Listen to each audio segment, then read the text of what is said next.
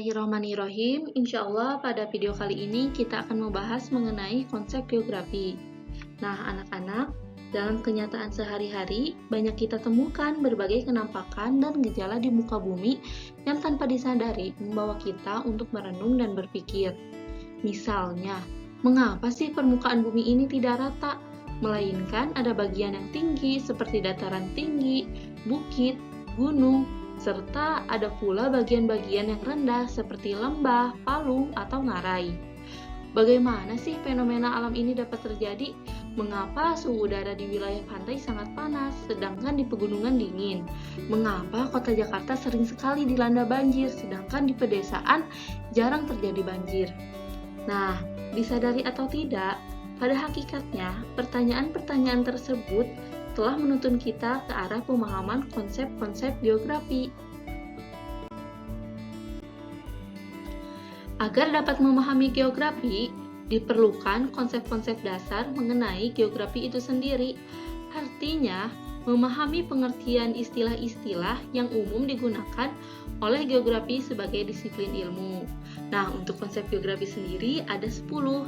Ada lokasi, jarak, keterjangkauan, pola, morfologi, aglomerasi, interaksi atau interdependensi, nilai guna, diferensiasi area, dan yang terakhir yaitu keterkaitan ruang. Konsep geografi pertama yaitu ada lokasi. Lokasi adalah letak suatu tempat, benda, peristiwa, atau gejala di permukaan bumi dalam hubungannya dengan tempat, benda, gejala, atau peristiwa lain. Nah, dalam lokasi ini terdapat dua, yaitu ada lokasi absolut dan lokasi relatif, di mana lokasi absolut ini adalah letak sesuatu berdasarkan koordinat garis lintang dan garis bujur. Misalnya saja, letak Indonesia berada di antara 6 derajat lintang utara sampai 11 derajat lintang selatan, dan antara 95 derajat sampai 141 derajat bujur timur. Sedangkan lokasi relatif yaitu letak sesuatu berdasarkan kondisi dan situasi daerah di sekitarnya. Kondisi dan situasi di sini dapat berupa kondisi fisik, sosial, ekonomi, budaya, dan keberadaan sarana transportasi dengan daerah sekitarnya. Misalnya nih, lokasi suatu rumah ini berada di depan kolam besar.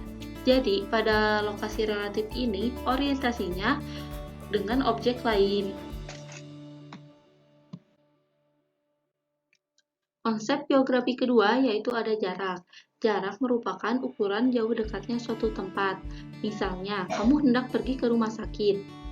Nah, ruang yang terdapat di antara kedua objek itu, yaitu antara kamu dan rumah sakit itu, disebut dengan jarak. Konsep geografi ketiga yaitu ada keterjangkauan. Keterjangkauan adalah sarana yang bisa digunakan untuk mencapai suatu tempat. Contohnya sarana transportasi. Misalnya nih, kamu hendak pergi dari Indonesia ke Mekah. Lalu sarana transportasi apakah yang bisa kamu gunakan untuk mencapai Mekah tersebut?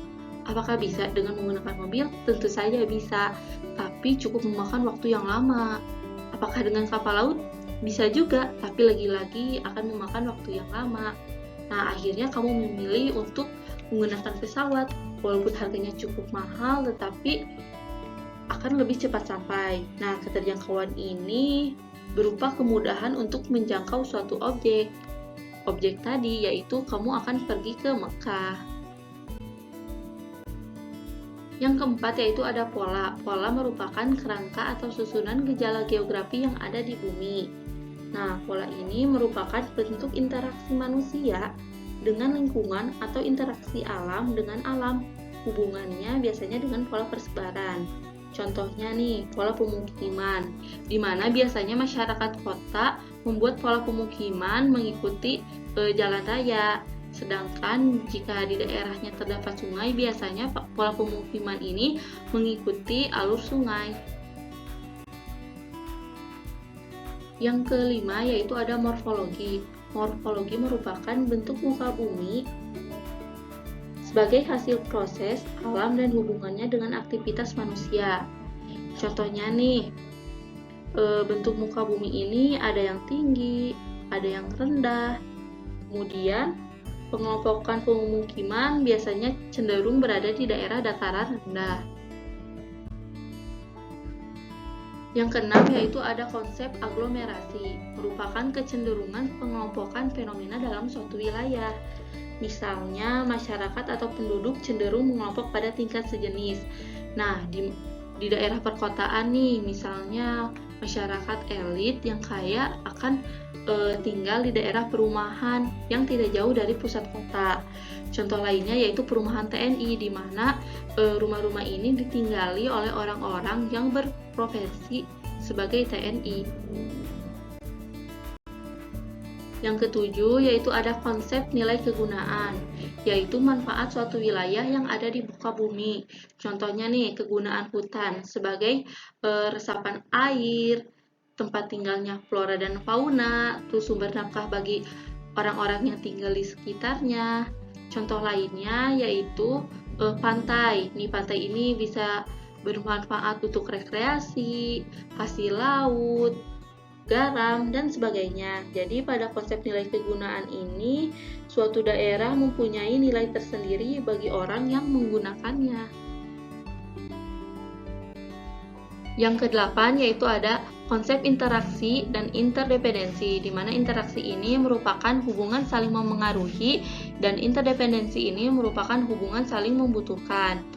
Nah, setiap wilayah tidak dapat memenuhi kebutuhannya sendiri, tetapi memerlukan hubungan dengan wilayah lain, sehingga memunculkan adanya hubungan timbal balik dalam bentuk arus barang dan jasa, komunikasi, persebaran, ide, dan lain-lain.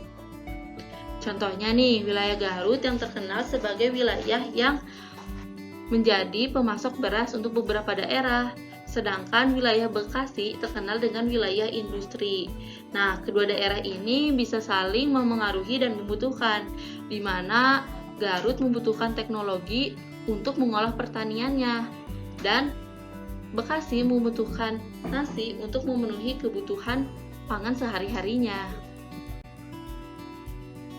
Konsep yang kesembilan yaitu ada diferensiasi area, yaitu perbedaan suatu wilayah, di mana wilayah ini memiliki karakter yang unik, khas berbeda dari wilayah satu dengan yang lain.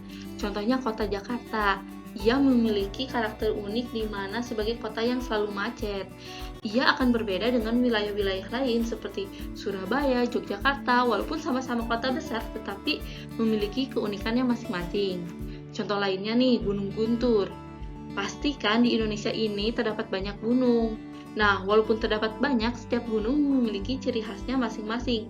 Tidak akan sama antara gunung yang satu dengan yang lainnya. Contohnya, ciri khas Gunung Guntur ini terdapat air terjunnya, terus terdapat pasir yang banyak, pohon-pohon yang lebat. Walaupun di gunung lain ada, tetapi akan tetap berbeda. Ke-10 yaitu ada keterkaitan ruang, yaitu suatu wilayah yang memengaruhi wilayah lain. Contohnya yaitu saat terjadi gunung meletus di Yogyakarta, di mana yang meletus gunungnya itu kan di Jogja, tetapi wilayah lain terkena dampaknya juga. Nah, bisa dilihat di gambar ya, wilayah lain yang terkena dampaknya yaitu Semarang, sehingga kedua kota ini memiliki keterkaitan ruang. Mungkin untuk materi pada video kali ini Ibu cukupkan sekian, kurang lebihnya Ibu mohon maaf. Mudah-mudahan anak-anak dapat memahami apa yang telah Ibu jelaskan. Sampai jumpa di video berikutnya. Tetap semangat selalu. Wassalamualaikum warahmatullahi wabarakatuh.